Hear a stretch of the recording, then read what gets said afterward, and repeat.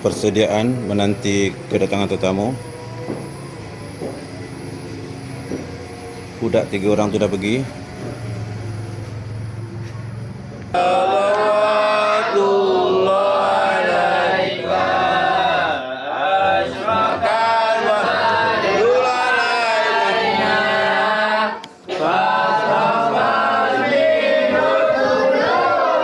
Ini siapa ni?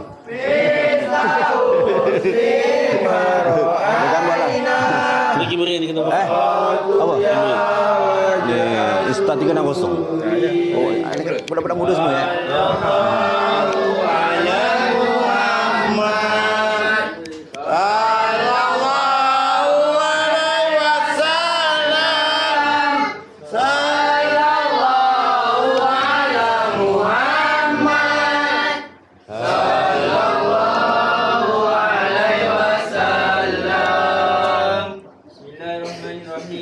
Allahumma ya muhlul awal ya karim ya muta'al bijudika wa karamika hawil ahwalana asanil ahwal Amin. wa barik lana wal jamil muslimin bi barakati syahri syawal.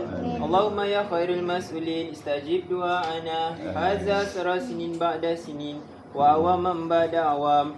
Tuan rumah sekeluarga serta anak cucunya semua sekali. Wa tawallum rumal iman wa jannibnil haram bi rahmatika ya arhamar rahimin.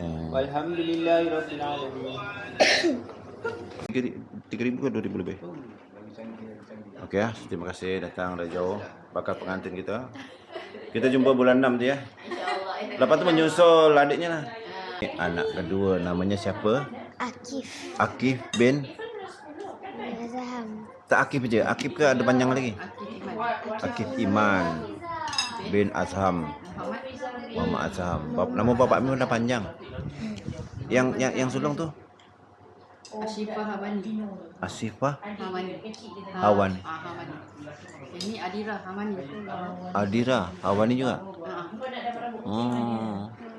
Bapaknya namanya? Azham Johari.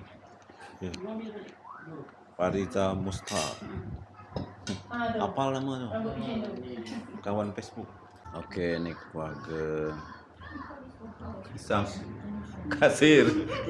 Asyik salah sebut aja. Ni anak Nani ya. Yang nombor ini nombor 2. Siapa nama ni?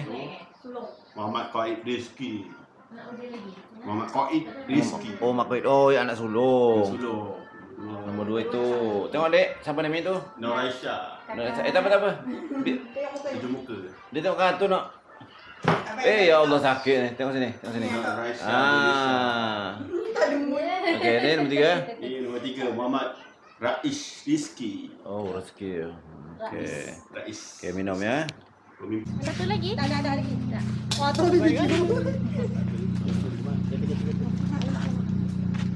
Dah bang dah jom Sampai. Okey, kemana sini? Ni jiran sebelah Cik Misal ni. Kak Misal. Aku lali sing lanang ni. Siapa nama lu?